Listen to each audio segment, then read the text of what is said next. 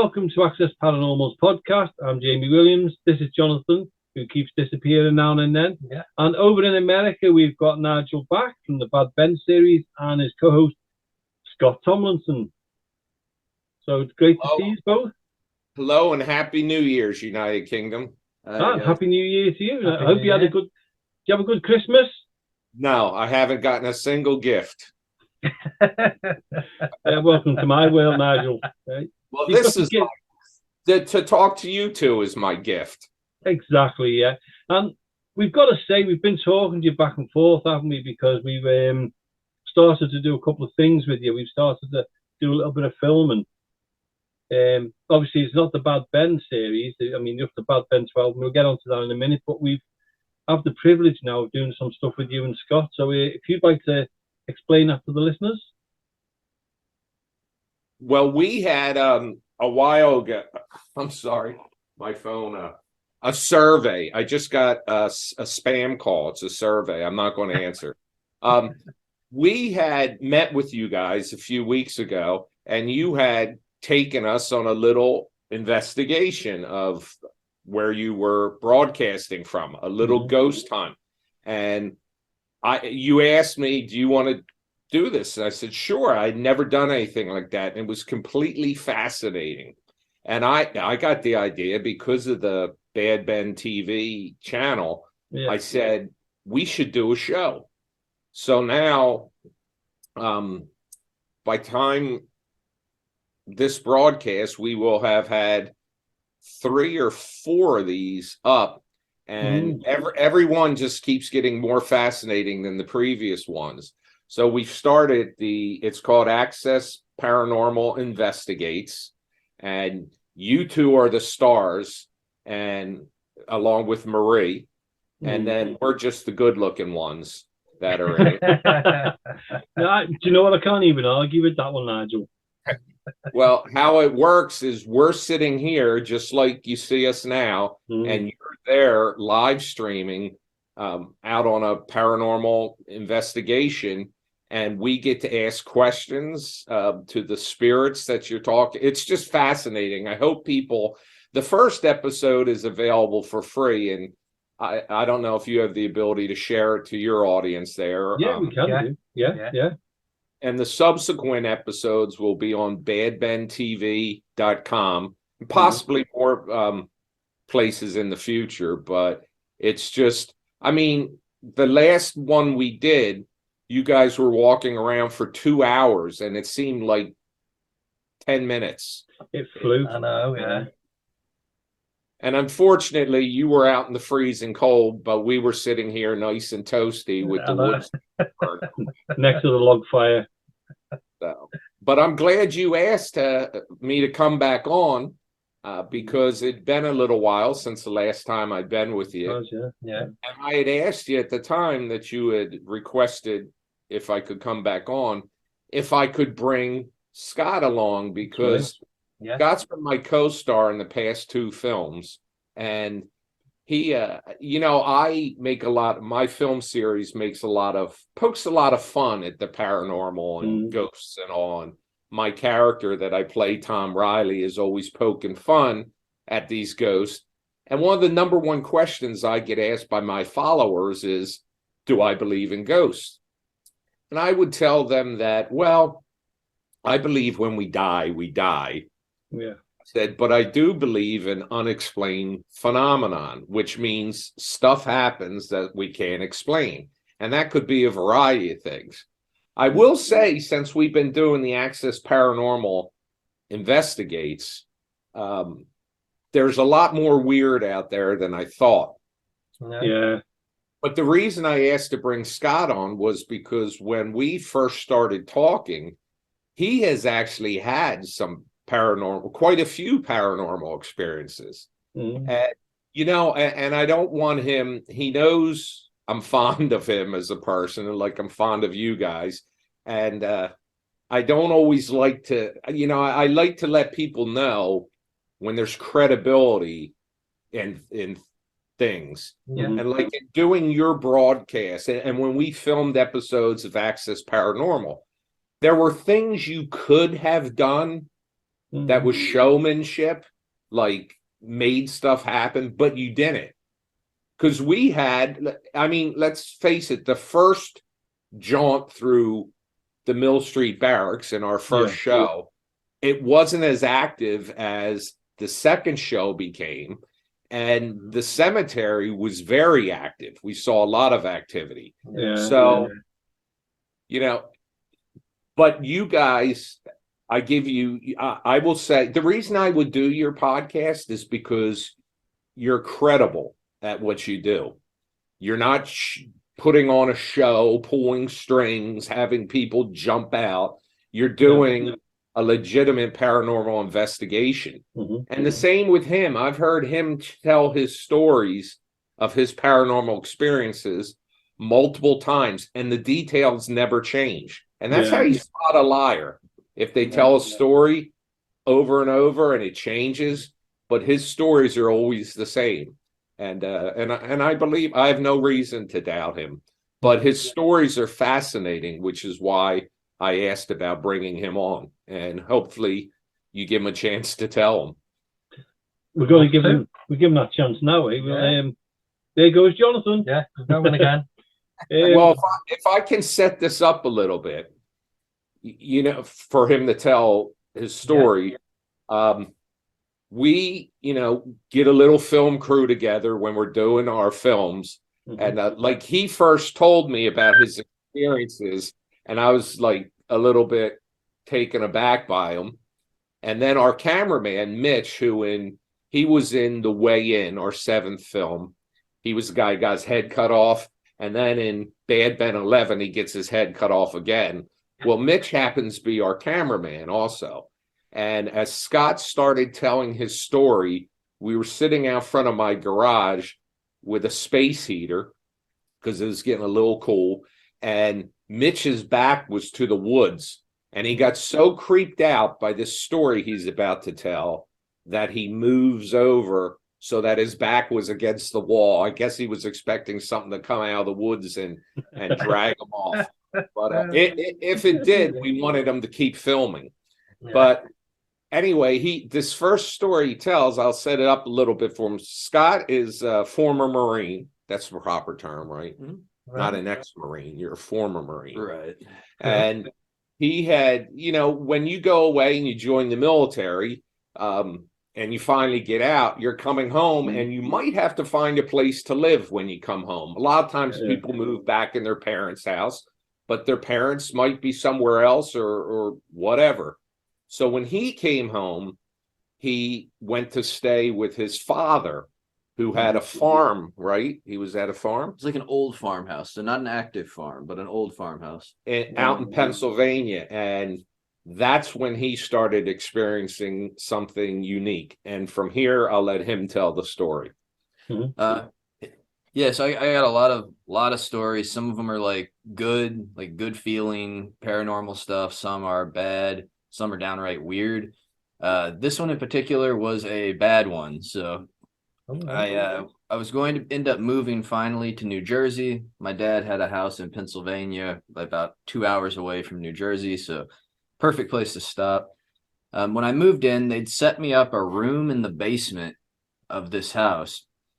And I got in, I got set up. And then after some time, I started noticing that at night, there would be a really, really negative, strange feeling. And the weird part was it would start every night at 11 p.m. and it would run from 11 p.m. to 5 a.m.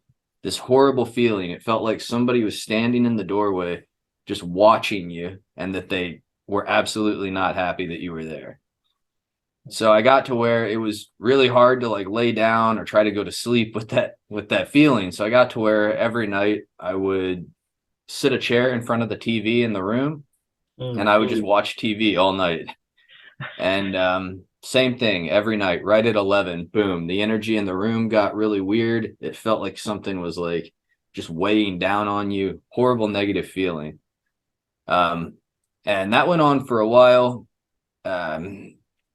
Eventually I was hoping I was kind of imagining it.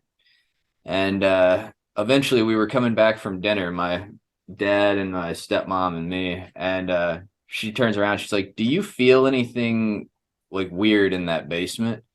And I was like, "Oh, here we go." I was like, "Okay, so I'm not imagining it." She told me, she's like, "Okay, yeah, when I'm upstairs, I hear talking down there." Hmm.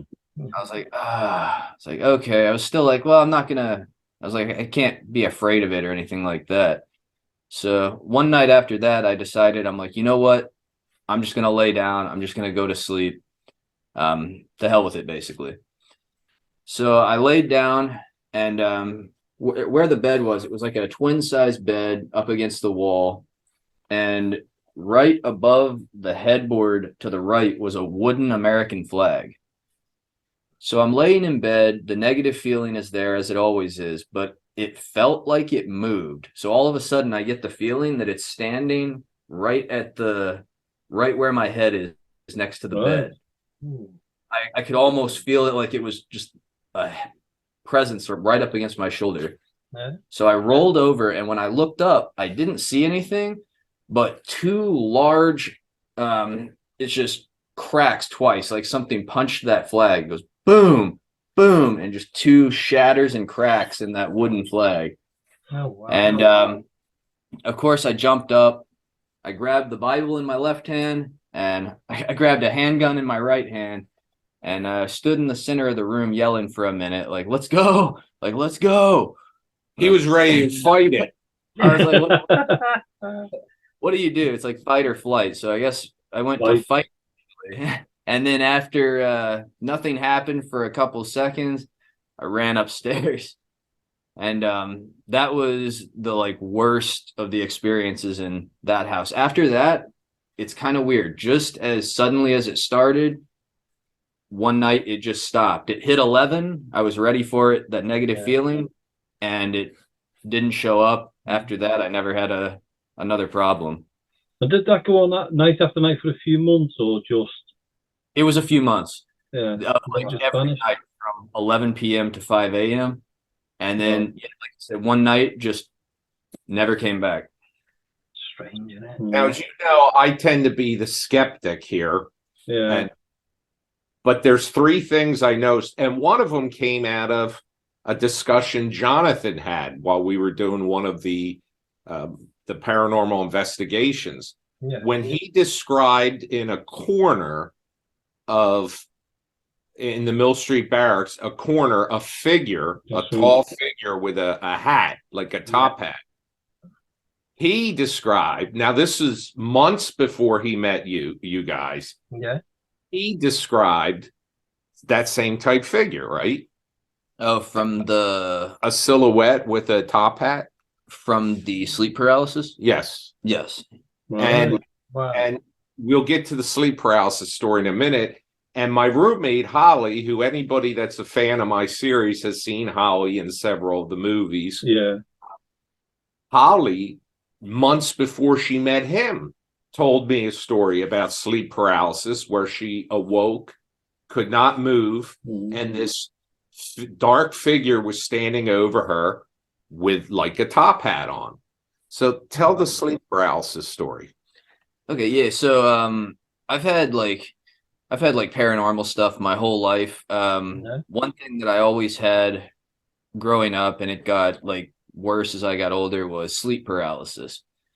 And it's one that's like, it's kind of weird because it's like, is it paranormal? Is it just my brain? Like what's going on? It started out when I was younger where I would just wake up and for a few seconds I couldn't move, and it feels like you can barely breathe.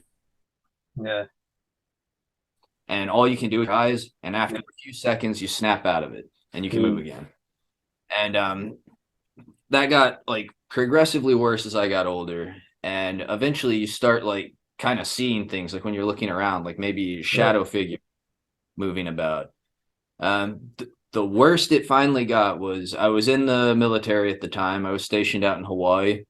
And in the barracks room, I had fallen asleep in the bed with the TV on. I had left the TV on. It was on like a menu screen. Yeah. I woke up and I knew immediately that I couldn't move. So the sleep paralysis was happening. I couldn't move. Felt like I couldn't really breathe. I looked around for a second. I looked at the TV, and it was that menu screen, and the menu screen was casting a light on the wall next to my bed. When I turned my eyes to the left and looked at that wall, I could see the shadow on the wall of a figure standing over me that had on the top hat. And as I looked at him and I locked my eyes on him, I saw the shadow figure reach down, and I felt like I was being lifted up. And at that time, I snapped out of the sleep paralysis. I started yelling, rolled out of bed, and I ran out of the room. Oh wow! And you didn't pick your flag up or your gun, your Bible or gun. what's that? He said you didn't pick up your Bible or your gun. Oh, this is the funny part. With the sleep paralysis, I didn't sleep with the Bible next to me at that time. After that happened, I went and talked to the base chaplain, saying, "Is this something you've heard of? Is this like paranormal? Is it in my brain?" And he was saying that he had talked to a girl that something similar was happening to, and he told her to sleep with a Bible on or next to the bed. Right. And it was after that I went and I bought the Bible that I still sleep next to today. And every time, if I sleep with that Bible, I have not had sleep paralysis since.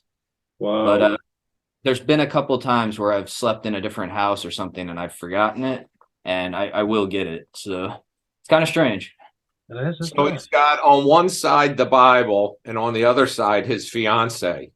So one of these, maybe an upcoming broadcast, we can have his wife his fiance will be his wife by then on the show and see how she feels about it. Oh, yeah. That'd be interesting, wouldn't it? Yeah. Just don't leave the gun next to the wife. Right. Yeah. No, they're both on the nightstand. I'm ready to deal with whatever comes in.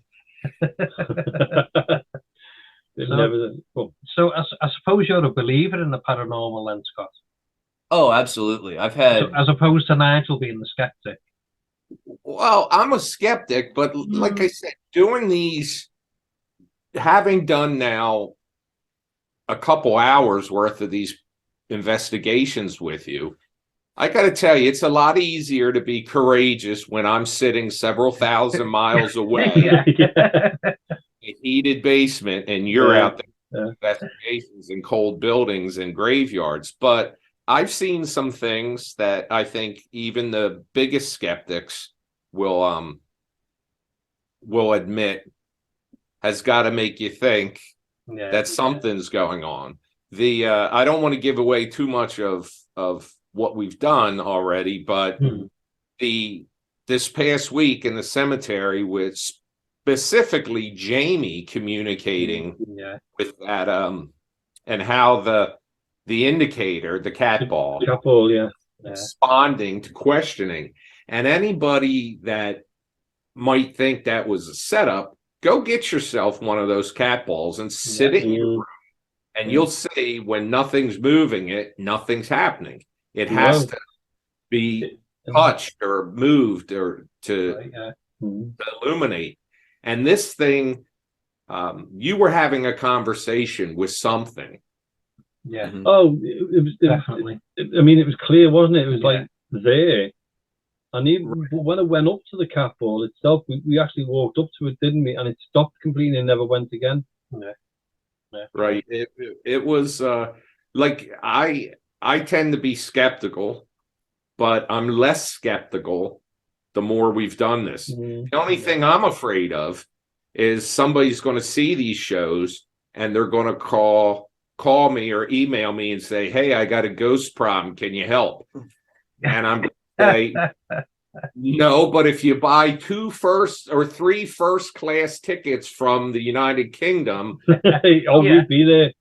I've got 3 people that will come, cat balls and all." Oh, certainly. If you advertise us by that, we don't mind, Nigel. Actually, we could meet up with you and Scott, and you could come with us and film it. That would be awesome. Well, actually, we had discussed, one day, because when we film the show, it's us sitting here and you're there out walking around doing your thing. And we discussed the possibility at some point in the future we'll find a location and we'll do the walking, and you can sit somewhere comfortable and instruct us. And we talked about bringing Mitch, who's, like I said, our cameraman, and he's a bit of a scaredy cat.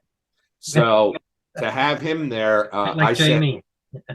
I said he won't go, and Scott says, "Don't tell him, just bring him." Just tell him you're filming. Yeah, nice one, Scott. Just tell him what we're filming, and oh, by the way, this was the scene of a mass murder where we're filming. Bad Ben goes on a ghost hunt. I like it. I like your style. Well, you know, over the holidays, one of the things I do is I offer to film these custom videos that I would film for people, wishing them a Merry Christmas. And they would buy their friends and family members these videos that I would record. Well, the funny thing is that about half of them had the name of Ben. So I'm sitting there. Yeah. No. So crazy. It's just weird saying, "Hey Ben, this is Tom Riley from Bad Ben." So I know that it mixes me up as well. I get confused easily. Anyway, I mean, poor Scott. I think he's been called everything but Scott. He's been called Scott. You've called me Tom, Ben, and Nigel. Every fourth time you get it right. So yeah, he's like that all the time. I'm like that with everybody, even in work. I'm like that. The dementia's catching up with them, you see. Oh, I can't remember that. But yeah, I'm terrible for names. So Scott, if I call you anything but Scott, just go with it. Yeah, I always do. I don't mind. You can call me whatever. No, don't say that to him. Don't say whatever, because I'll be calling you whatever next. Call me anything but late to dinner. Yeah, exactly. Yeah. But yeah, I mean, we've been enjoying. I mean, we've done. Is it now three of them now, haven't we, with the filming with you? And the one we've done in the cemetery, I think that has excelled more than what we were. I mean, we love Mill Street Barracks. We've always loved Mill Street Barracks. Yeah. We know that something will happen there. I mean, Scott, you were there with us through the power of the internet, and you seen what will happen that night with the cat balls, and you know, how did you feel? Because I think that was your very first investigation, even though you were sitting near a log fire in Nigel's house. You know, how did you feel about actually being there, watching us? It was awesome. I love the way you guys do things, and then especially the cat ball thing. It's just it's really neat to me to see it, because there's the way they respond to questions. Like, it's not like they just keep going off. It'll sit there and you're asking questions. Then when you get to one, it'll go off, and then when you ask more questions, it won't. And it's there's just no way that ball going off could align that well with those questions all the time. And then there's times it doesn't go off at all. So I thought, being on an actual investigation, that was one of the coolest things I've seen yet, as far as being able to get a response from something that's there. I think it's in a lot of ways too. Like, when you watch a horror movie, you're not there. You're in the safety of your own home. But if done right, you become immersed in it, and you begin to feel the creep factor. Yeah. And we now have up 4 episodes of Access Paranormal Investigates. And the first episode was in Mill Street Barracks. Yeah. The second episode was a continuation of that. And the creep factor got a little more involved, because there was you call it a cot, we call it like a crib over here. And that we actually have, if people go back and watch that episode, they'll see that we kept seeing the shadow. That's right. Yeah. We captured it, and because I'm such an outstanding editor, I was able to slow it down and show it. And I kept saying, "Did you move your hand in front of the light?" No. And you said no. Now the odd thing about that was, if it was a hand going in front of the light, it would have matched the shadows of everything else, because it was the same light. Yeah. So this, I don't know what it was, and it happened a couple times. In the third episode, it's the first half of the cemetery. We were going with you and you were communicating with it. And I forget if it was the third or the fourth. It was the beginning of the third episode where him and I are sitting here and you're out there at the chapel and we heard a voice. That's right. That's right. Yeah. It was twice too, and it was Right. right after he asked questions, and it never happened again or before. And we became suspect of, is it a matter of because of all the electronic equipment we're using? Yeah. You're using a phone, we're using a phone, you have the spirit talker, that it might be something that you being there don't hear because you at the moment didn't hear it.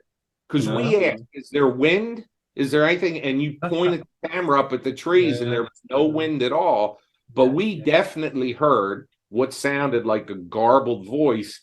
And, you know, with the spirit world being using EMT, is it EMF? EMF, electromagnetic frequency. Yeah. Electronic equipment could pick it up. So while you're there live streaming, you won't hear it. But you're live streaming to us through electronics. And here there's a camera and a monitor in front of us. And we were just curious if it's a possibility the monitor picked up something that you didn't in response to, you know, the frequency. It happened to us in the past, hasn't It has, yeah. it? It has happened to us in the past where we've been doing an investigation and we've recorded it on either on the phone or on a recorder, digital recorder. And when we've actually played that back, we've heard voices and we've heard sounds that we did not hear when we've done the investigation. That's right, yeah. So it can happen. One time, I mean, hopefully one day you'll be able to come across it. We had a studio in Mill Street Barracks, and we had a group in. A group. Am I all right to name them? Yeah. Am I okay to name the group? Yeah. We had a group in called Dark Territory, who were really good friends of ours, and we were interviewing them. And just before we were interviewing, we were doing what you were doing, just having a little bit of a chat and that. And we had headphones on, the microphones were next to us, and as clear as anything, wasn't it? Yeah. Hello. Over the headphones. Over the headphones. And all of us heard it. Now, there was 5 of us in that room, and all 5 of us heard it through our headphones. Not one of us was talking. We were just sitting there, weren't we, sorting things out when that came through. And then Sean Kenner, he's the main person, he went out onto the balcony and was checking the balcony to make sure there was nobody out there. Now, there was only us in the building, and right through the headphones again was laughter, like a dark, like strange kind of laughter. And what annoyed me is I didn't start recording, you know, because like when we do the podcast, you go, right, okay, I'm recording now, blah blah blah, and away we go. If I'd have had the recording on, would we have captured that? But the funny thing was, again, is it happened again, didn't it? We were just sitting there, and Jonathan was sitting opposite me, and I was sitting where I could use all the mixers and everything else. Yeah. And I thought he'd said Jamie, and I went, "What do you want, Jonathan?" And he went, "What?" I was like, "What are you talking about?" I said, "You've just said Jamie through the headphones." I said, "Are you trying to wind me up or something?" He went, "I haven't said anything." He said, "I was just sitting here," but it was as clear as anything again through the headphones. So, go ahead. I'm sorry. Yeah. What I was going to say is, you were right there, Nigel, where you were saying about they were using the electronics. You know, like you were saying about the EMF. Yeah. And it's quite logical what you were saying then, is that's what they could have been doing at that time. It could be the electronics could be picking up something that we just naturally don't hear until we play it back. And I mean, I remember you telling me at the first, you know, back to you saying, hearing your name, before the night we shot our first episode of Access Paranormal Investigates, your son was with you taking some behind the scenes photos. And when you first walked in, before we started filming, you heard Jamie, something. You heard your son and asked if he called you. And Jonathan, didn't you tell me that quite often you guys hear Jamie? Yeah, it happens quite a lot in Mill Street. I think because I mean, we've been there for over 10 years, isn't it? Over 10 years we've been going there.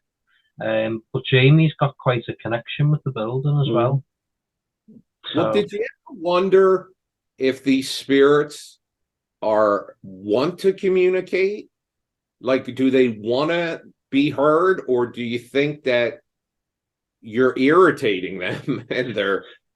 No, because I've never had anything bad. And like my father, my dad was based in Mill Street Barracks. He actually was based there, and my mum used to go and meet him there. So, and I've actually got a photograph of my dad on the parade at Mill Street as well. So there's that strong connection I've got with the actual building. So, and I always go in every building, not just Mill Street, but I go in every building and I always say it as well, with the greatest respect to those people who are in there. That's what I was going to mention, that you're always really respectful. You see, if say the rules of the paranormal world are that if you're respectful to the spirits, they're respectful to you.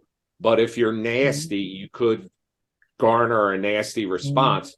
Well, had I gone into this before meeting you guys, I probably would have been getting my ass kicked regularly, because I would just say something wrong and wind up getting a scratch across the face or something. But no, you are very respectful when you go in. And I know that if I say this using the logic of a person living, so it's tough to make sense of it as if I was a spirit, but I would know that as a living person, if I wanted to be heard by somebody that couldn't hear me, I think that the way you set it up is so respectful that I would think I could trust those people to make my presence known. And that's what I see going on. So I feel when we do these things, I'm fascinated by them.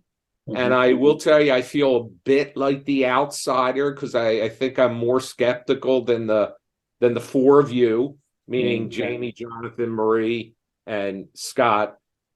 And but I watch them all interact, and it's fascinating. But you were saying you're an outsider. If you think about it now, we've all been outsiders. It's just through experience that we've come to terms with what happens. I mean, we stay calm. Sometimes we're frightened. I've got to admit, sometimes we do get scared. I mean, it didn't bother me on Saturday. I mean, I felt quite comfortable on, the film. No, it was Friday, wasn't it? On the film, and it didn't affect me at all. Some parts of it for me were quite eerie, though. Some parts were okay, and some parts I didn't like where we were. Well, when I lost my paranormal virginity, the first when we recorded that first night, that's not part of the show. There was a lot of communicating going on there. But it was the second time when we actually started filming the episode. In the first and second episode, I thought, and correct me if I'm wrong, didn't you think that the responses coming through the spirit box were a little more aggressive? Yes, definitely. From that first night, I noticed that, like you said, that first night it was more inquisitive, congenial. A lot lighter. And then there was another night that we filmed, and it did seem like all the responses were more aggressive, maybe a little more anger in the responses. So, and then the cemetery episode, it kind of went back to more of a congenial, a friendly. I don't know if friendly is the right word, but a lighter tone, not so aggressive. But it almost seemed to me like in the case of placing the cat ball onto the foundation of that former chapel, it almost seemed as if there was a desire to communicate coming from that side. Well, there's probably not been anybody in. I mean, we go in. We like we said, don't we? We always go in with a bit of a respect. I mean, especially in a cemetery, because you've got to be respectful, because the people who are laid to rest there, you've still got families, you know, who are alive. So you've got two things you've got to remember. You've got to respect those who have passed, and you've got to remember those whose relatives are still around.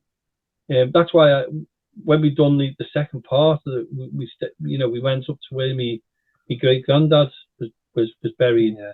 So we were still keeping that respect, but it was nice to show people, look, we're not just filming willy-nilly. We're actually filming where my family are as well. So we were just trying to show that, trust us, we're not here to disturb them in a nasty way at all. We just want to try and communicate. And there's no better place, because you've got a captive audience, and I mean that in a respectful way as well. That it's in a place where there's a lot of people at rest. So if they want to, they can communicate with us. If they don't want to, that's absolutely fine as well.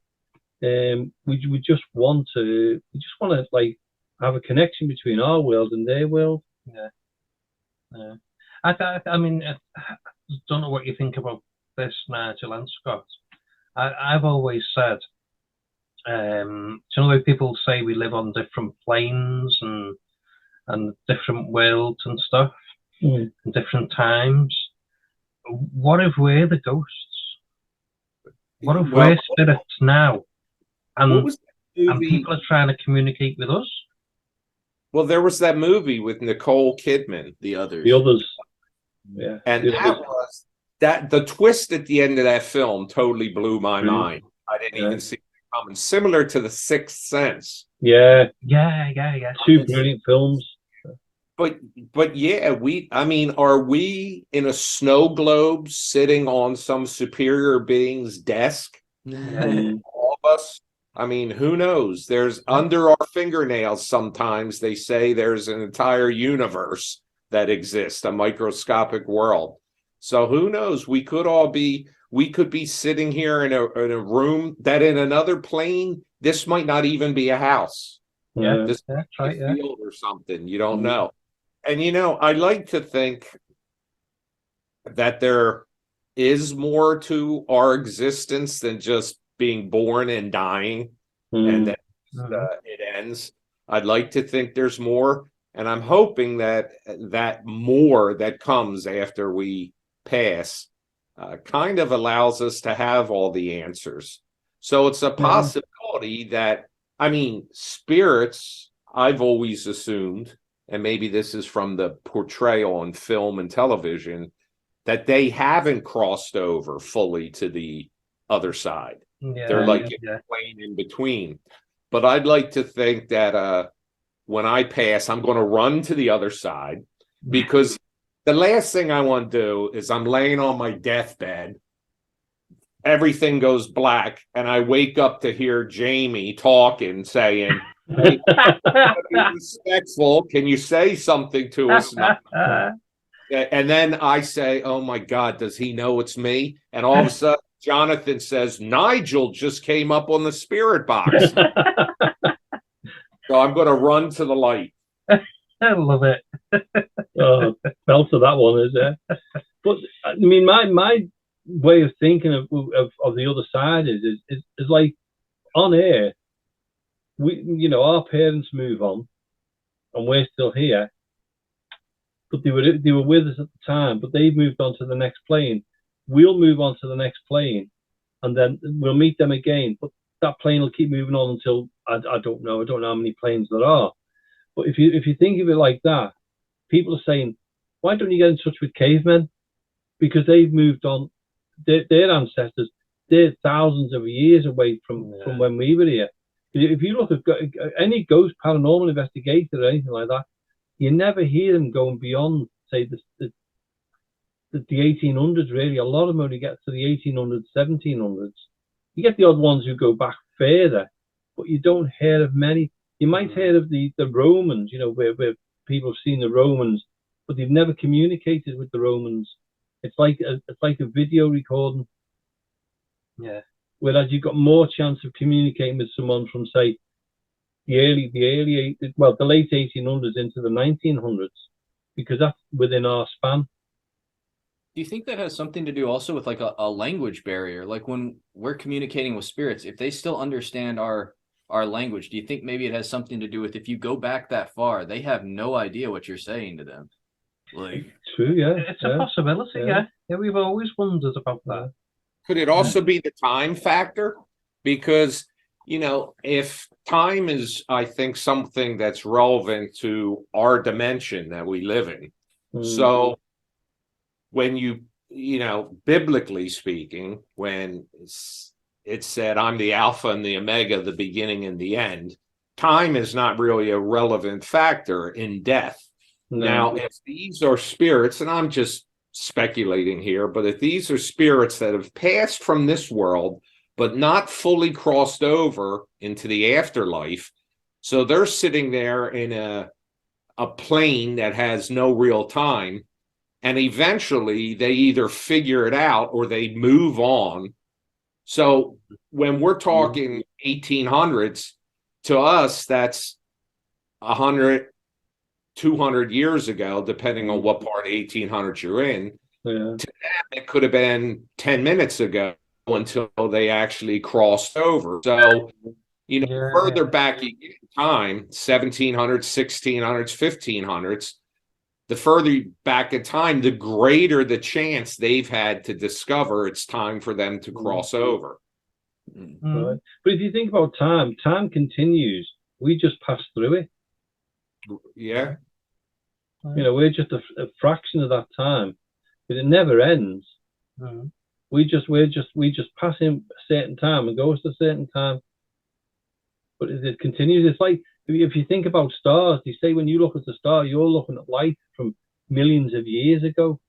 Well, you know, they say that if, like when this James Webb telescope that launched recently, it started returning photos in the past couple months, when they look back to the beginnings of the universe, what they're saying may or may not be there anymore, but they're saying if you went like 65 million light years away with a telescope powerful enough to see Earth, you would see dinosaurs. Oh, wow. If it's beyond your imagination, that, you know, when you think like that. I mean, there are stars out there we're looking at now that are suns that burned out billions of years ago, possibly. And their light's still reaching us. So if it would be amazing, I would think that if you could travel, I mean, I don't know. It's so much I've got the biggest head of the four of us here, but I can't wrap my head around it. It's just too much to it's a lot. Well, going back to the paranormal investigations, and we've done, is it 4 with you now? If you think about when we were in Mill Street, everything was nice and calm and relaxed, and we were picking things up. Although the second part was a bit more, but that could be just like, look, we've had enough here. It's time for you to leave, and obviously we didn't. And if you think about it in the graveyard, you get people passing through in the daytime, day in, day out, everything like that, but not many of a nighttime. But when it's more of a nighttime, there's not as many people in there, so there's more chance of you getting a communication, or more chance of a spirit communicating with you, because at daytime there's so much distraction with daylight. You know, a bird will fly past you, you'll see that, trees will blow, and you're distracted with movement. Of a nighttime, once it goes dark, you can relax more. Yeah. Do you understand what I mean? So the communication can be a bit more, it can be there, it can happen. That makes me wonder, why does it seem like all paranormal investigation shows happen in the dark or at night? I honestly believe it's because you can concentrate more, because there's no distractions. You know, like if you remember the doll you had the other week, the same as what Jonathan's got, and it's moving, you're going to be looking at that doll. Or if you stand up, I'm looking at you going. I'm not concentrating on a ghost hunt. Of a nighttime, if it's pitch black, there's nothing there to distract you. Maybe this is something that we should look at in the future, right? What, do a ghost hunt in the day? And do a ghost hunt. Find somewhere that's going to be quiet and do a ghost hunt in the day. I mean, I understand what you said. Graveyards don't typically have anybody in them at night. And usually if they do, they're up to no good, present company accepted. But like daytime even, there's not a whole lot that goes on in most graveyards. I mean, there might be a funeral, there might be a burial that day or something, but I don't know how many people go through. Well, we know of a derelict graveyard, which it's right out in the middle of nowhere. What we could do one day, if you want to, is we could go up there. We could do a ghost hunt in the daytime, and when it goes back, go back in in complete darkness and see if there's a difference in the communication. Yeah, Awesome. That would be, we would be doing our own research. Yeah. Because So we could go, say, an hour before it goes completely dark, do the ghost hunt, and then continue the ghost hunt into the darkness and see if there's a difference. Yeah. You know, it's also a possibility it's us more than it is the spirits, because we always associate light with safety and comfort, like the warmth of the sun, or the, you know, you're not scared walking into an alley when it's broad daylight, but you are more scared when you're walking down there in the darkness. So it's also a possibility that our perceptions are fine-tuned tonight, not so much that they could be. There could be someone sitting between us. I didn't want to tell you, Nigel. Well, our focus, but hey, I think about this. When I walk down here into this basement, it's dark. I flip on the lights and I go about my day working. If I had a flashlight, there's stuff in the shadows that gives you a different feeling. And if I happen to be down here right now and power went out, and assuming I didn't just have a whole house generator installed, say everything went out and it was completely dark, the first thing I would do is either look for a flashlight, use the light on my phone, or move to a door to light. So maybe it's us, it's not them, but that would be a fascinating experiment, don't you think? Oh, absolutely. Well, what we'll do is we'll look at that, because it's about a 2-hour drive from here, so we'll have a go at that. Yeah. It's an amazing graveyard as well. It's small, but it's big enough to do a really good paranormal investigation in there. Now, what do you mean by derelict? It's been abandoned, or you mean Been abandoned? Yeah. And I've been there. I've done an investigation there. Me and Marie went there a couple of years back. I don't want to give too much away for you, because when we get there and we tell you what it is, then you'll be more interested in it. There's another more local one as well.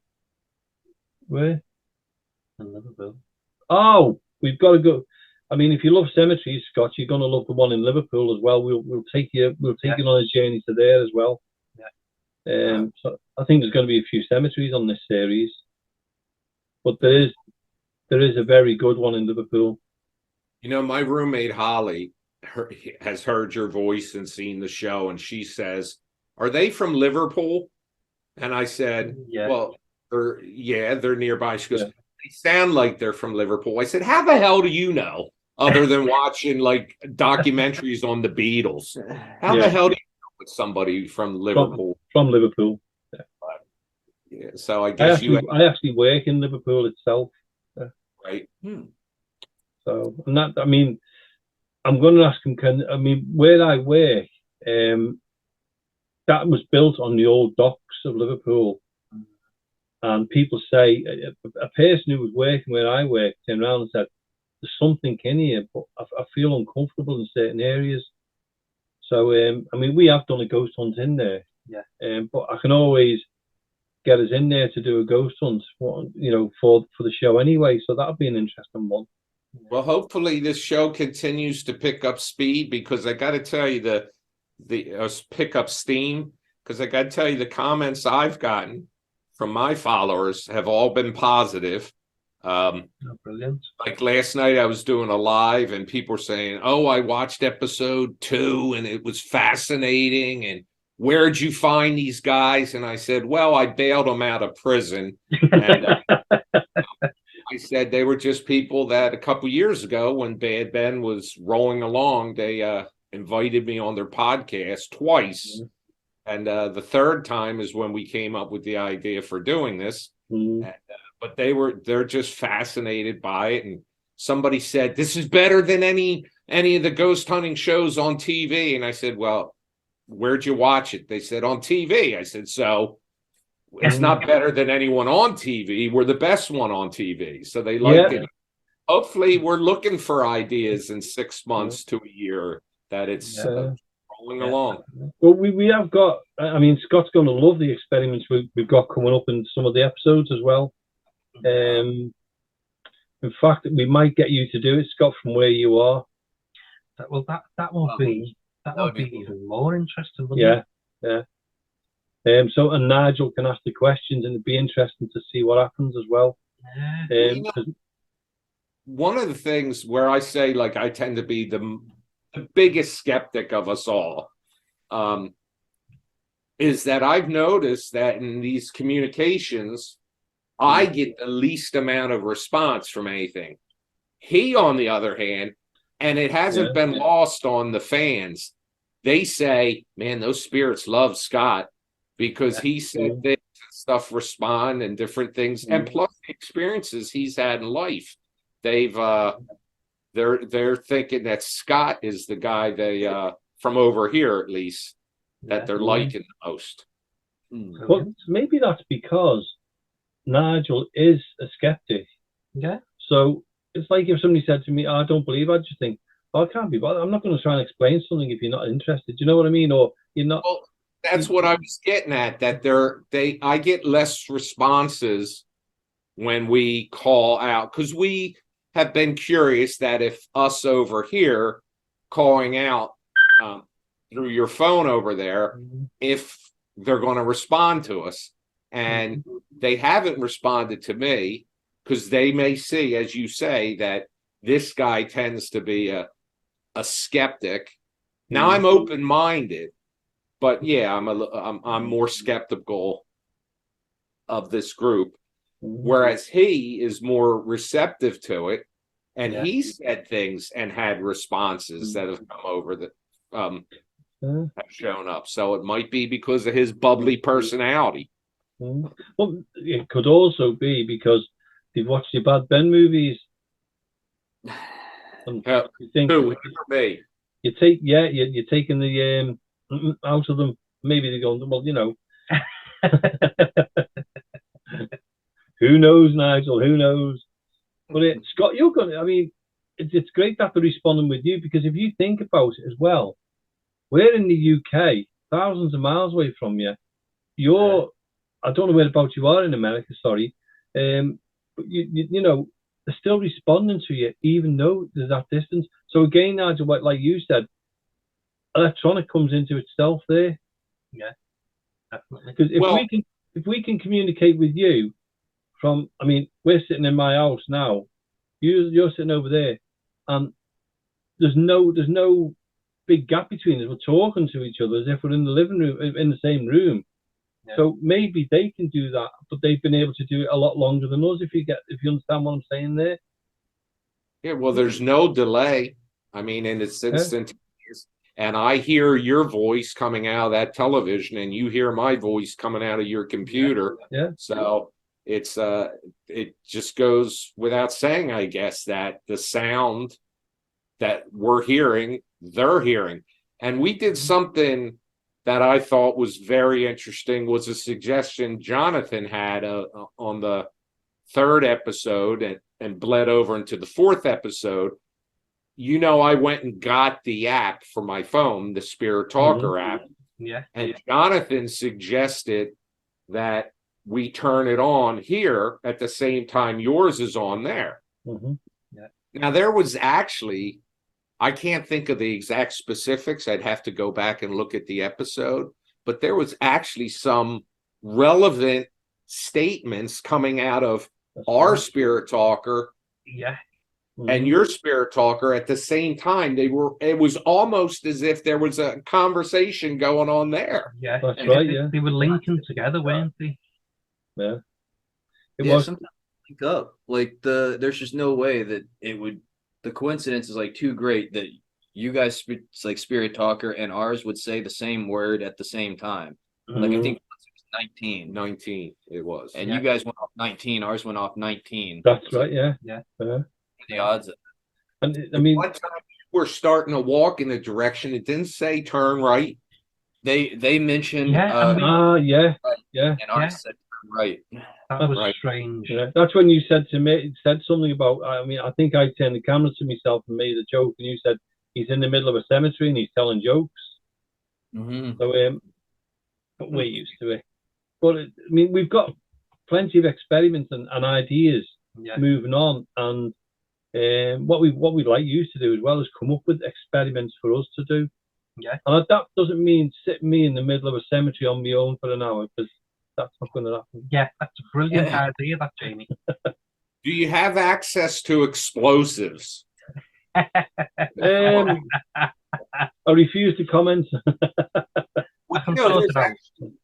There's two locations we've been talking about here. One is this up the road about 10 minutes from here is a place called the Abbott House, which was a bed and breakfast.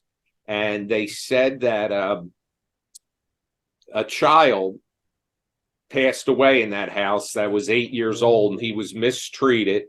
And he used to be forced to sleep under the stairs, which always reminds me of Harry Potter. But there's I've been in that house because years ago I used to have a real estate license, and the place was for sale, and I went in there and I saw that actual room.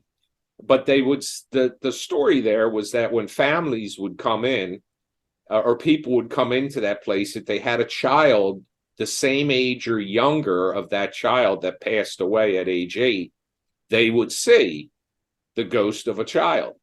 So that's one location I've thought about I'd like to get us into. The other is 10 minutes the other direction in a city called Ocean City, New Jersey, which does sit right on the ocean, is a place called the Flanders Hotel, which is well over 100 years old. Atlantic City also has some structures that are over, which Atlantic City is 10 minutes in a third direction from here. So we'll find some interesting places to get us into and get us into trouble. The first one you said then, the Abbott, was it Abbott? The Abbott House. I've heard of that before. You know the doll you've got? What rocks? The rocking doll. Right. Take that with you. Yeah. And well, we'll get some cat balls too. Yeah. Try it all out. Take the spirit talker. Try it all. See whatever works. When I went in there, I walked in the house before anybody was there. I was showing the house to a potential buyer. And when I'm in there, all of a sudden, I start hearing music and a light came on in a room. And as it turns out, they were set on a timer. Nobody at the office told me this was set up there. And so it scared the hell out of me. So for a moment, I wasn't a skeptic. But then I found out it was set to a timer. And I guess it's to make the place seem inhabited so that people are breaking in. But it's a fascinating place. It's like 3 stories tall, I think, and they've got a large dining room. I'll reach out to them because it's changed owners several times since that was 25 years ago I'm talking about. So it's changed owners like at least 2 times since then. And one of my broadcasts, or actually one of my fans, contacted me through social media to tell me, have you ever heard of the Abbott House? I know the people that run that. So we'll see. Brilliant. Super. Sounds good. Yeah. We've got quite a few locations in mind. We're going to be taking you to a Roman village. Oh, Yeah. It's the remains of a Roman village. Yeah. A church in the middle of nowhere, Mhm. in the middle of a field. A chapel. These are all in Wales. What we're going to do is we'll go up there and spend like a weekend up there, and what we'll do is if it's okay with you is we'll film these while we're up there, because it's like about 100 miles away, isn't it? Yeah. And to take you around them would be fantastic. I mean, it's lovely up there. Well, so far you haven't delivered a dud yet, so. Well, only Jonathan. Yeah. So, Terrible, isn't it? yeah.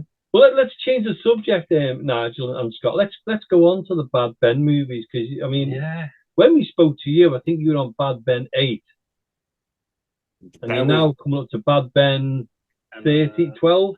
Well, we're starting in the spring on Bad Ben 12. We just finished 11. We finished it actually 5 nights before it premiered. 5. Well, I'm not surprised, because I mean, we done our first filming with you on the Friday, and it was out on the Sunday. Right. People always ask me what was my favorite film. The first one, because it was so unknown, I didn't know what was going to be the response to it. Looking back on it, that was my favorite. I liked them all, obviously. I mean, what kind of a producer would I be if I said I didn't like them? But the 7th one, The Haunted Highway, was was a lot of fun to do, and fans liked. But to me, the final 20 minutes of Bad Ben 11, Undead, were some of the probably 20 of the best minutes of the series, because a lot of stuff happened. It was just it was a lot of fun, and how it ended. Scott gets beheaded, not Scott. Mitch gets beheaded.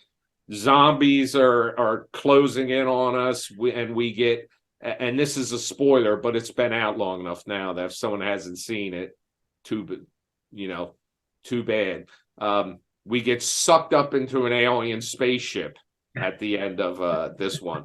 But it was a lot of fun, those last 20 minutes. And I didn't realize till I'm putting it together and I'm looking at it, I'm saying, man, this is some action-packed moments here. But it was just, we got to shoot in a zoo, and in this one, and they have I had a fan contact me. We had been shooting for a very short period of time, and a fan contacts me and says, "Oh, my son and I love your movies, and if you ever want to film in a zoo, I run a zoo."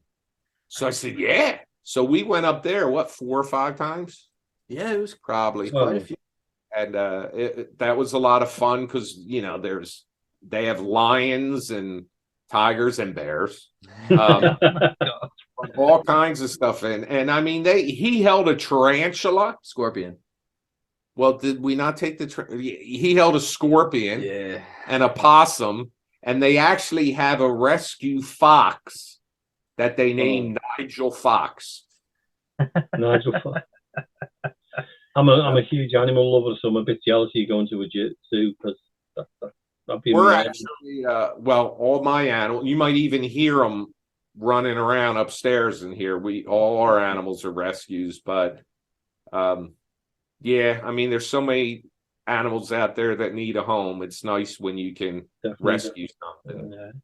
There's a place about 15 minutes from here. Everything's 10 or 15 minutes from here, just so you know.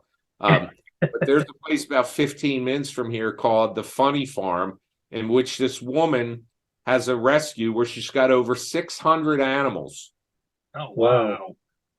Horses, cows, sheep, dogs, cats, everything. It's unbelievable. And it's a nonprofit. It's all through donations and grants that she does this, but that's all she does. Wow. It's called the Funny Farm. Superb. Brilliant idea. Brilliant.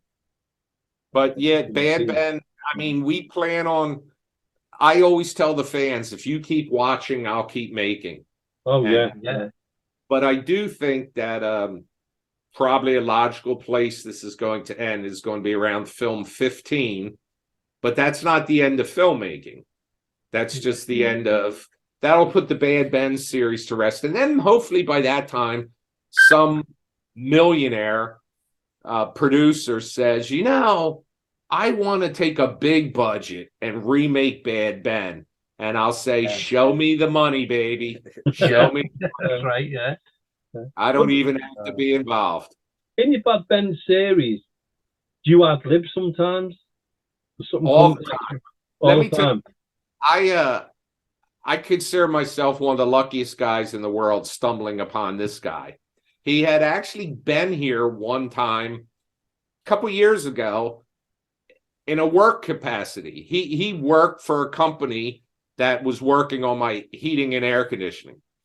And then he comes in and he leaves.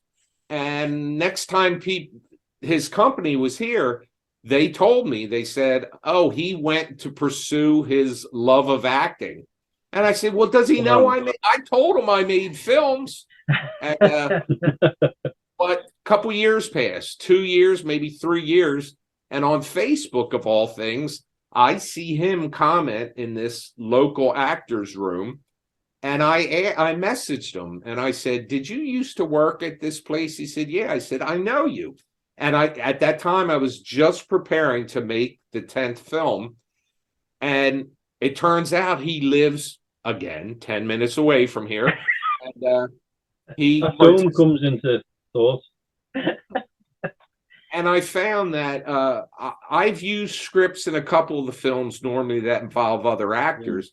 Yeah. But with him, the reason I make these so fast is I got to use him while I got him, because somebody is going to snatch him up one day for, big Hollywood production. Yeah. But the beauty of working with him is I can tell him what I picture in a scene, and then we just act it out. There's a scene in Bad Ben 10. Now, don't listen to this because you've heard it before, and I don't want to give you a big head.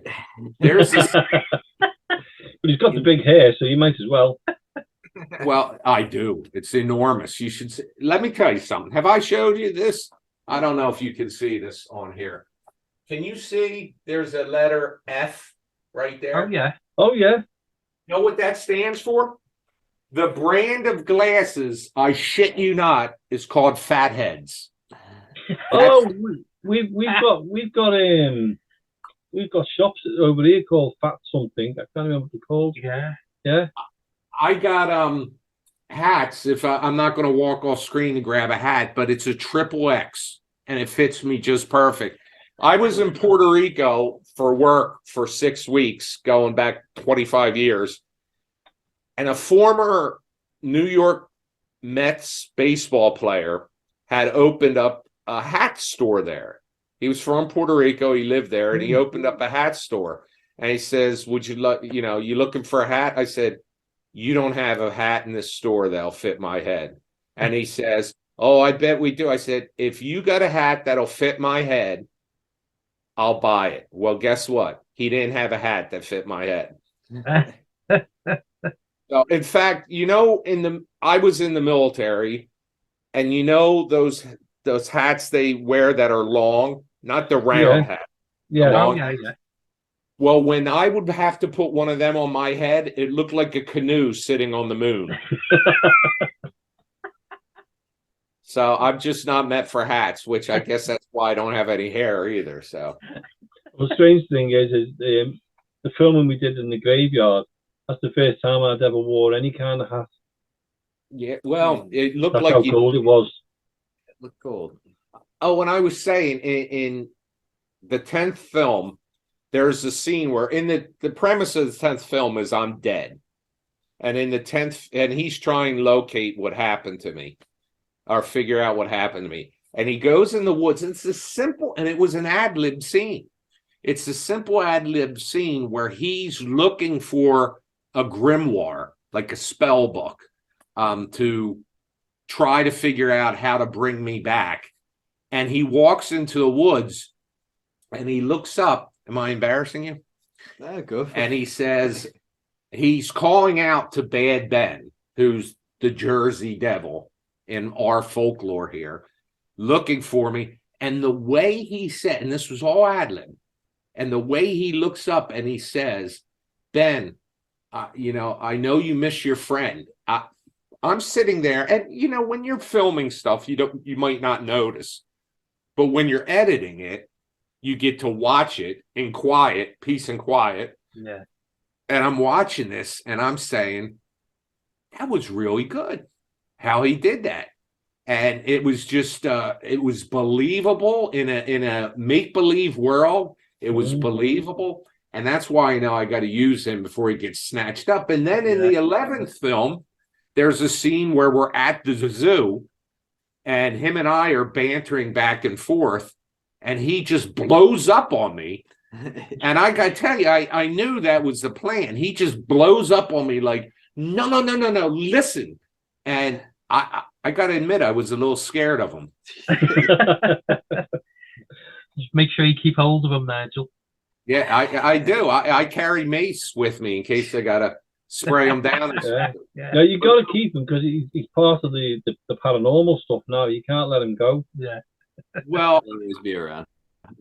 I suspect that, one day after he's up on stage getting slapped in the face by Will Smith, I'll be able to see that. I don't know how familiar the UK is with that joke. Oh, yeah, we know all that. We've seen it, yeah.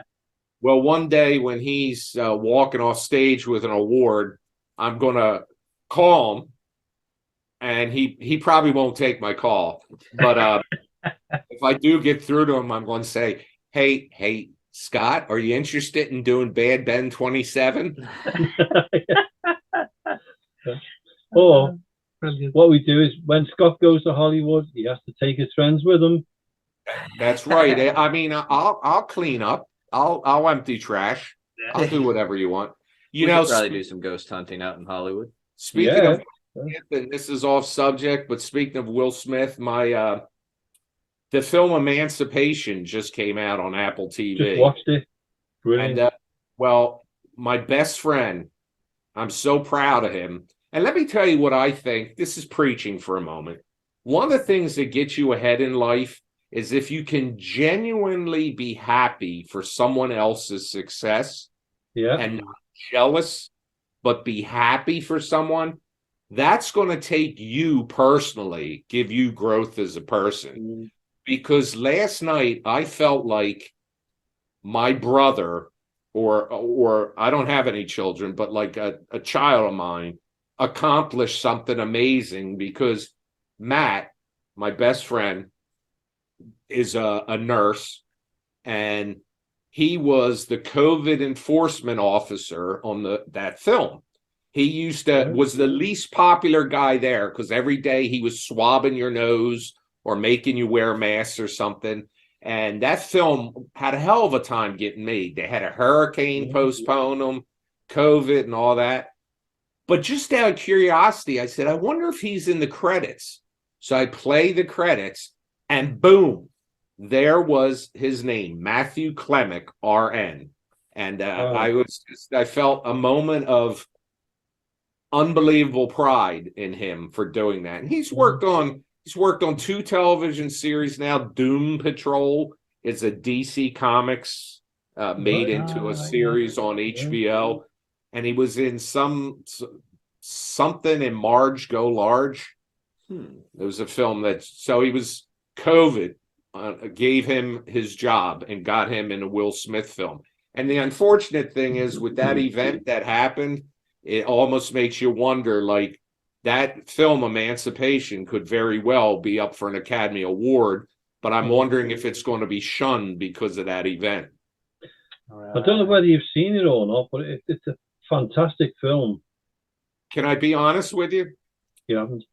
I fast forwarded to the credits because it looked so freaking depressing to me. It was quite tense. The whole film was tense right the way through, but it was one of them ones. I mean, I'm not a big fan of Will Smith after what he did. I think that was very disrespectful, but his acting in that was absolutely brilliant. You can't take that away from him. Well, I know I know it's off topic of the paranormal, but who knows? The devil could have been in him that night. But I will say this, that he was put in a spot where his wife is there, somebody's making fun of his wife, and he looks over at his wife, and she was disturbed by it, and he reacted. And people's comments have been, it was a joke. He's a comedian. Well, you know what? Maybe comedians shouldn't just be given a free pass to say anything they want under the fact that it's a joke. What if, what is that? Is it impetigo? The thing where they have different colors? Yeah. It affects mainly darker people because, I mean, light-skinned people have it too, but it's not as noticeable. What if he had said, I mean, she has her head shaved because of she had alopecia. What if there was a person there with impetigo and he said, when's she going to be in the next 101 Dalmatians? Is that a joke that should be appropriate? So, while I think he lacked the self-control, I think maybe the comedian, and I like Chris Rock, don't get me wrong, but maybe he was incorrect in making that joke also. They were both incorrect in their own ways. But I mean, if I said something like that on air to you, or you said something to me and I was a bit upset with it, I'd say it off air, because if you think about what happened there, he had millions of people watching that. So his career, well, his sponsors, he lost a lot of money with that. Well, they actually pushed back the release of Emancipation because of that. All right. It was supposed to be out sooner, but anyway. And if I say something offensive to you, Jamie, you got a long way to go before you can smack me, buddy. I've got the screen. I can just pretend. But you know, back to the paranormal for a second. This is the time of year I always do recall one story that struck me as odd, and I apologize if I'm repeating this from a previous broadcast. It's okay. But we have these things around this time of year. This week I'll be doing it, where we go and on family members' graves we put grave blankets. They're evergreen trees. They look like a wreath, but you lay them on a grave. And it's just to show, respect for the dead at the Christmas holiday. And so there's this cemetery around here up in Port Republic. It's one of the older cemeteries in the area. And it's very Christmassy looking because there's a church with a high steeple, well lit up at night. And I went there in December of 2016 because it was right after the first Bad Ben was released. And I went to put a grave blanket out, or grave blankets, because I have 6 relatives up there. And when I go in this cemetery, it's very early in the morning. It's foggy. It's raining.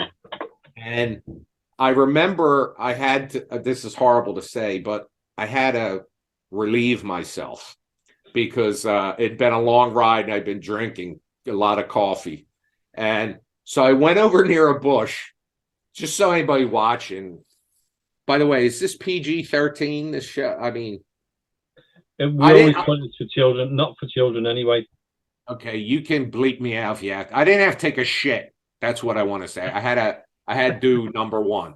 So I go over to this bush, and I'm not peeing on anybody's grave, don't worry. But in the distance is the section of the cemetery that's like over 100 years old, 150 years old. Oh, wow. And I see all these white things going like this. It scared the hell out of me. And then I realized it was deer, the white-tailed deer were in the cemetery. Oh, right, yeah. Tails. So I get back in my van and I go to pull out of the cemetery, and you pull through this like half wall, and it's not a busy road, but I look left, I look right. Actually, I look right, I look left, and I look right again to pull out. It's pouring rain. And here is this woman, like with an Indian blanket, Native American, like blanket around her head. And I just looked that way and I swore there was nobody there. And normally I would ask somebody like that if they needed a ride. she didn't get asked if she needed a ride because I was at a cemetery appeared out of nowhere. But I always think of that this time of year because this is when it happened. Right. Well, I remember years ago, Johnson's just disappeared because he's pinched it. Yeah, he's having a nice drink, so he's returned. I've just conjured them up again.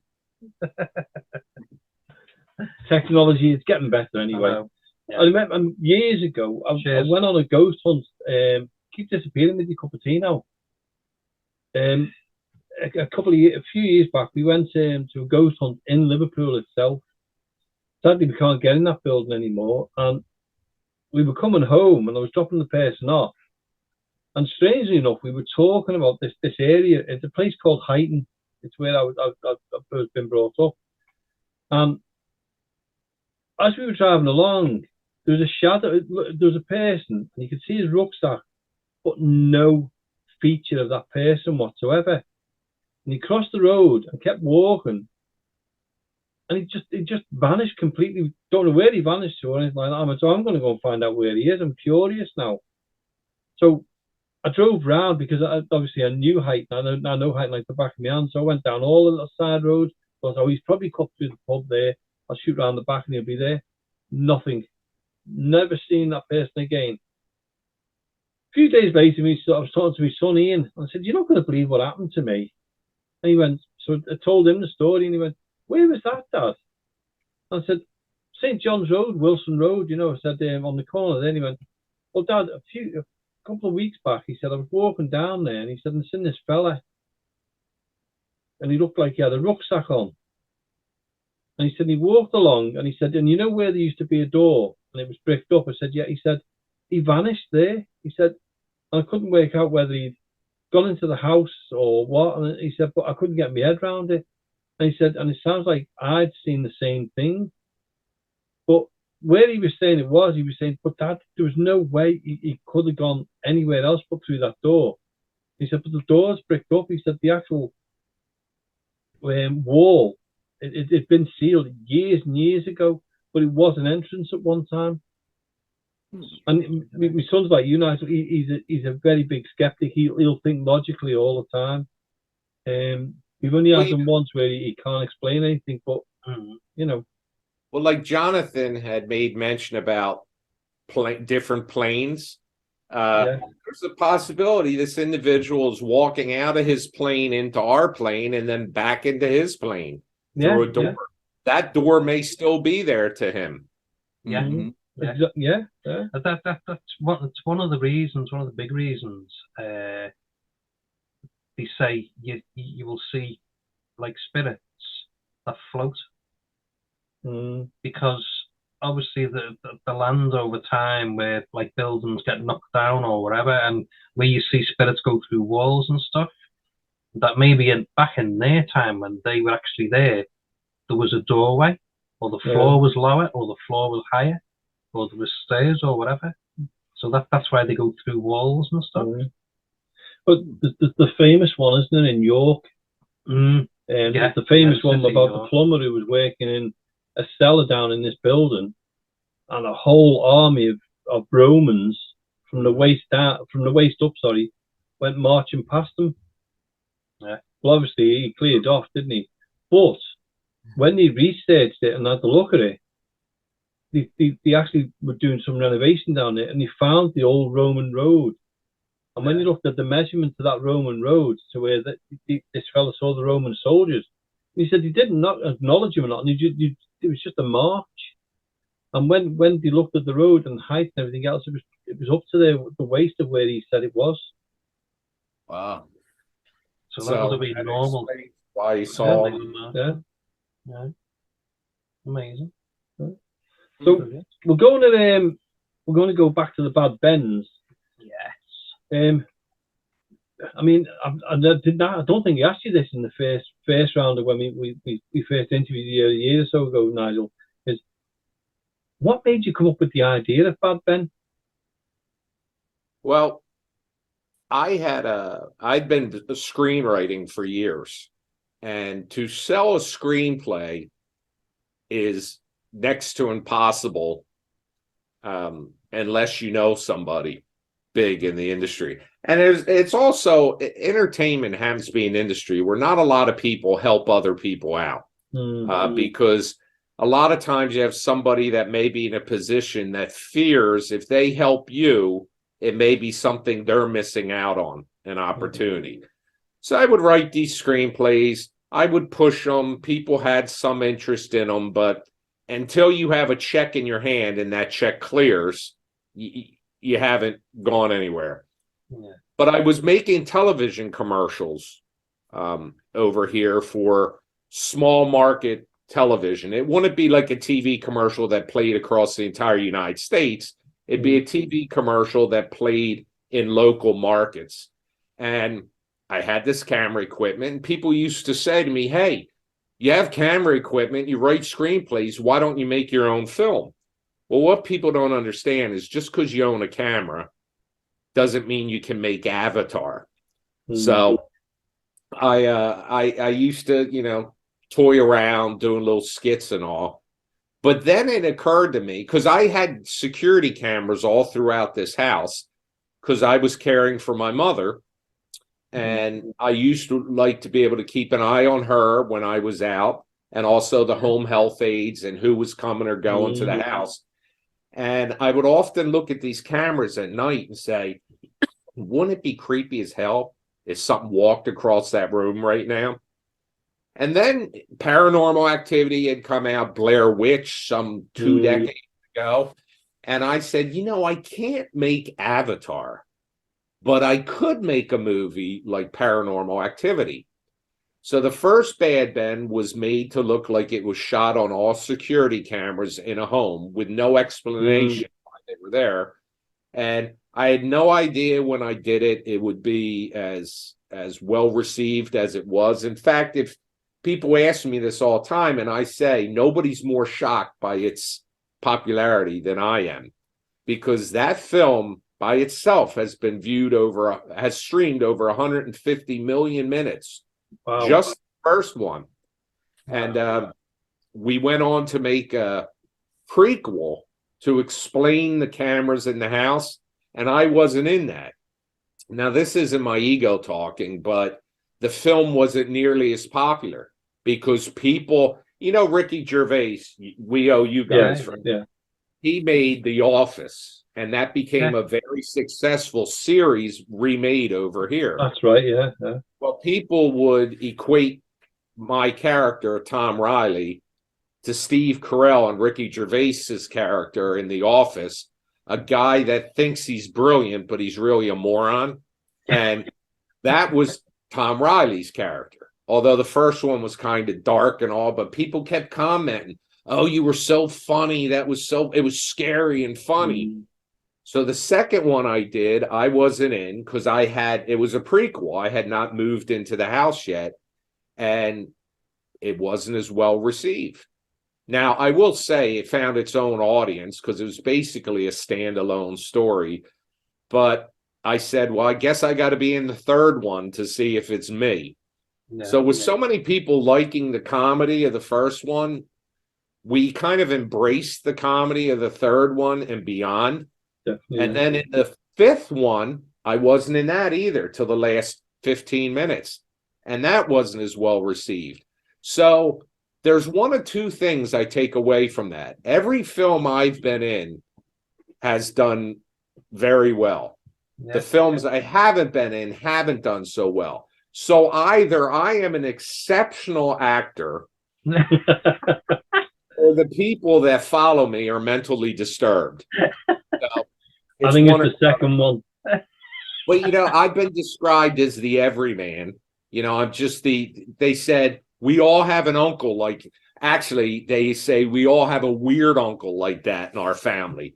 I don't like the weird part, but they all say we have somebody like him in our family, and he reminds me of my uncle. He reminds me of my older brother or this guy I know. But it's just because he's and it's the way I respond to when things happen in the film, which was ad-libbing. You asked me earlier about ad-libbing. The first movie, there was not a written word to the first movie. Oh, and, right. made it up as I went along. But it's funny because Scott, I don't know whether we were me and Marie were sitting down watching. You know the way you start flicking through channels, and you go, "Oh, what's going on?" You see the same things time and time again. And we saw this, and we went, "Bad Ben." So the preview come up, and we went, "Got to watch that because it looks entertaining." And I think we watched it 3 times because that's why your ratings have gone up. That's why I had 150 million minutes. 1 million was just Jamie and Marie. Yeah. Well, we watched it. We watched it first, and at the very beginning, we thought this is an actual film about a paranormal investigator. But as it went on, then we started seeing the funny side of it. So we thought, got to watch that again because whatever happened in that, I can't, So we watched it again, and then we saw the next one, and we were like, this is great, And then you put them on your own channel.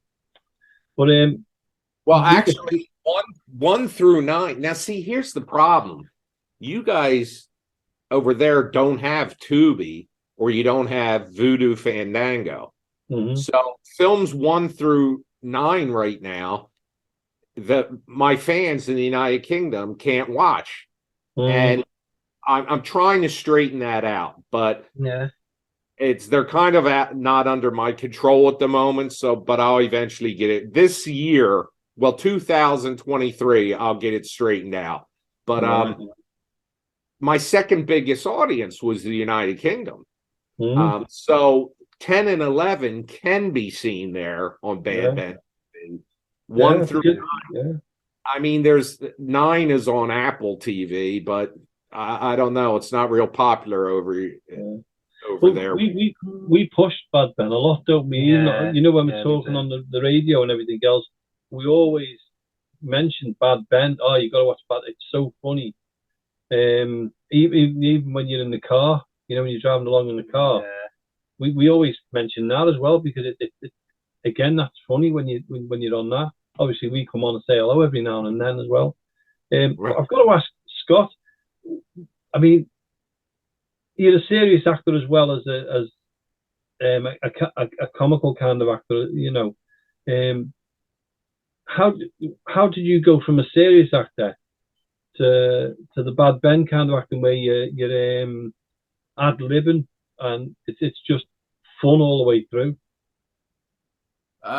Be careful. Well, it's serious acting. I take anything serious. As for the ad-libbing, I find that I used to do theater in high school and after high school and stuff like that, and we would do all kinds of exercises where you ad-lib and you improv and everything like that. And I've always found it really fun. So some things you need a script for when you're acting. It just helps drive everything forward when there's a lot of actors and stuff. But like when there's few actors and we both kind of know what's going on, when you ad-lib, it's really fun because you can just be into the character. You don't have to worry about the dialogue as long as you're just driving the story forward. That's all that matters. So it can be a lot of fun. I really like it. What do I say about scripts? Oh yeah. Well, go ahead. You can. I'll say it. He's the straight guy. Scripts are for pussies. I agree. I mean, I don't know whether I've ever told you. I used to do a lot of stuff with the theatre. That's why I said I've designed posters. I've done designed all the programs for them. I've done the photography for them. I haven't done it for a few years, but I'm still into that designing kind of thing. I don't know whether you've been onto my Facebook page, Access Paranormal Podcast. I do a poster every single week for the radio show. So I've been looking at the actual Access Paranormal's investigates, and doing one for that on a basis to throw out there with Bad Ben Entertainment on the top of it and everything else. That's my forte of doing stuff, isn't it? Yeah. Must admit he's good at doing that. It's got to be good at one thing, doesn't it? I missed that. I'm sorry. What did you just say? I said he's good at the design and the posters and all that, but he's got to be good at one thing. Okay, yeah. You guys are mean to each other. We're always I've got to admit, we have the wickedest sense of humor. Even when we're on ghost hunts, sometimes we'll frighten the living daylights out of each other.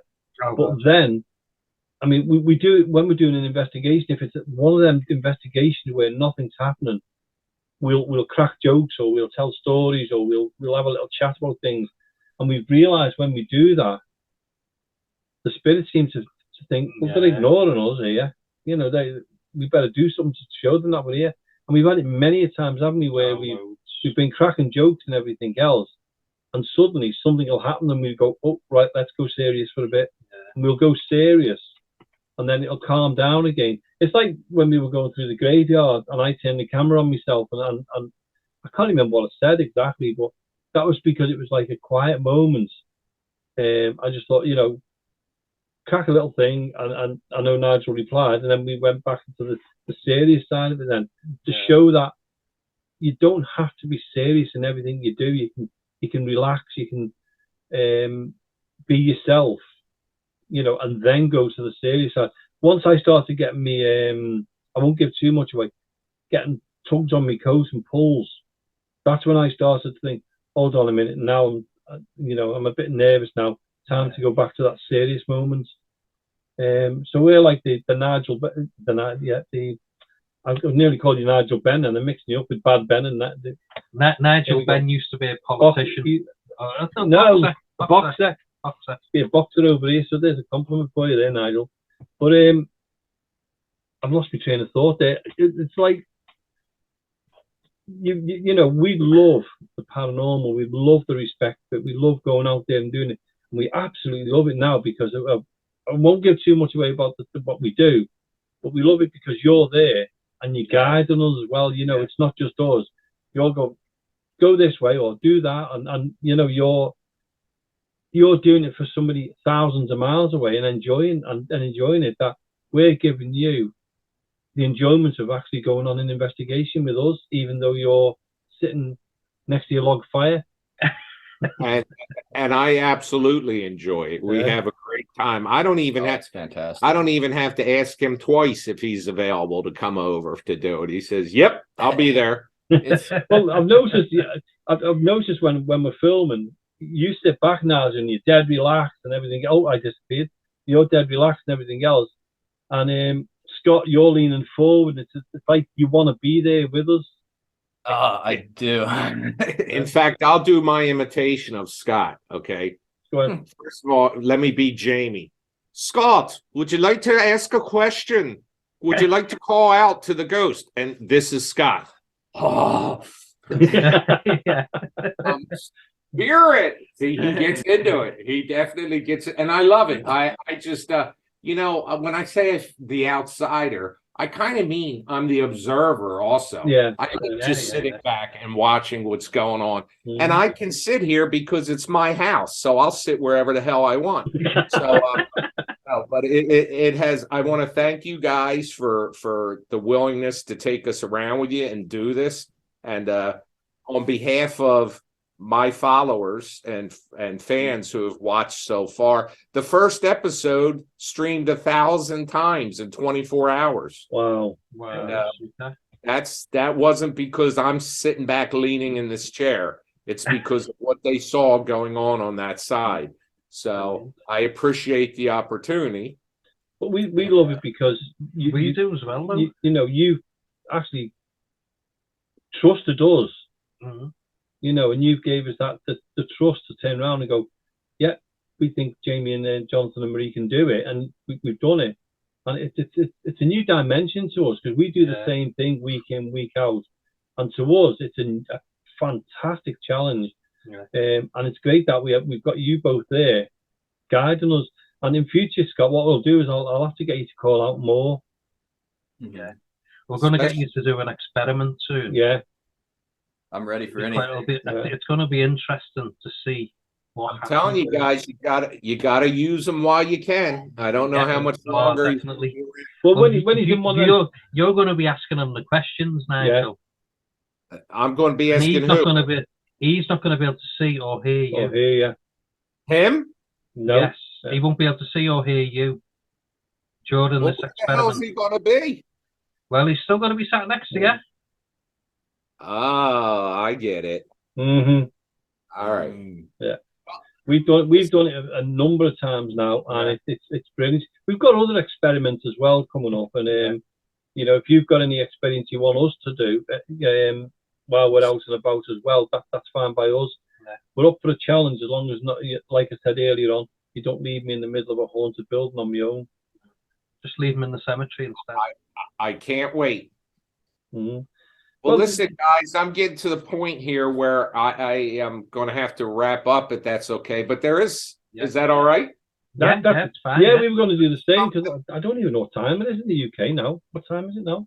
9 o'clock. Here? Yes. Oh, wow. Is it? Wow. Oh, it's 4 o'clock here, so I assume the time dimension hasn't changed. Oh my God, yeah.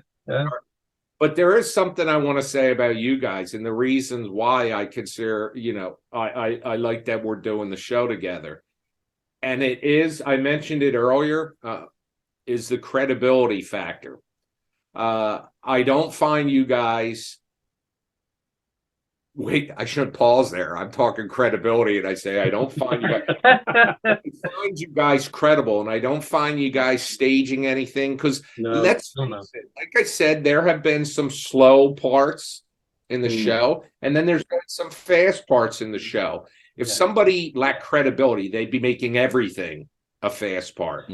So I find you guys credible, and that's why I enjoy doing the show. And I believe at some point we're going to have something. I mean, I found what we've done so far fascinating, and I only believe it's going to get better.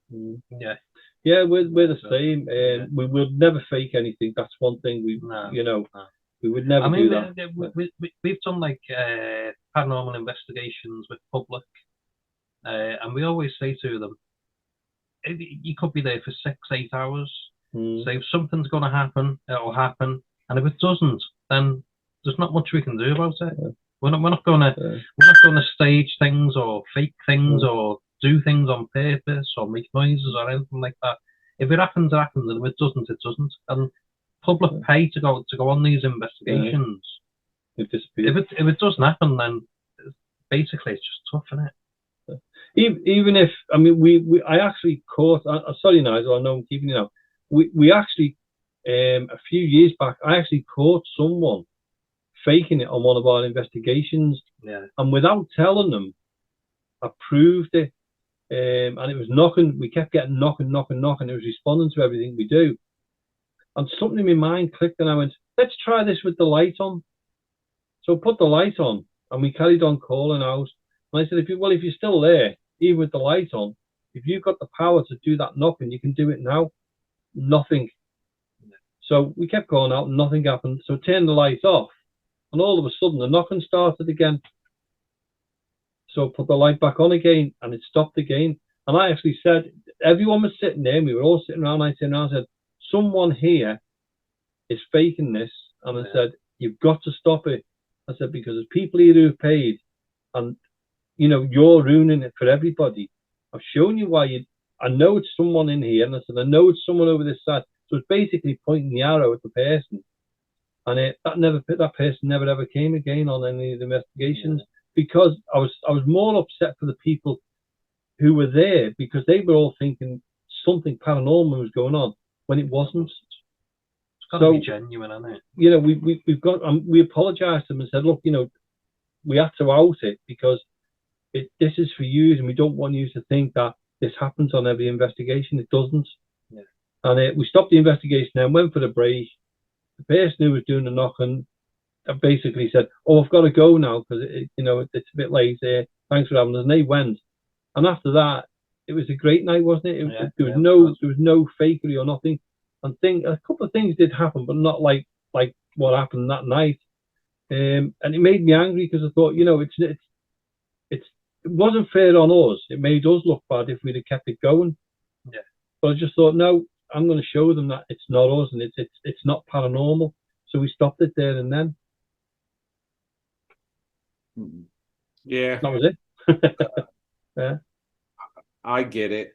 There are people that just will, sometimes, like you said, you might go hours with nothing, and other times something could happen instantly, or then a bunch of things could happen, but credibility is what matters. Exactly. And, I'm thinking that people that are watching this, so I can't wait.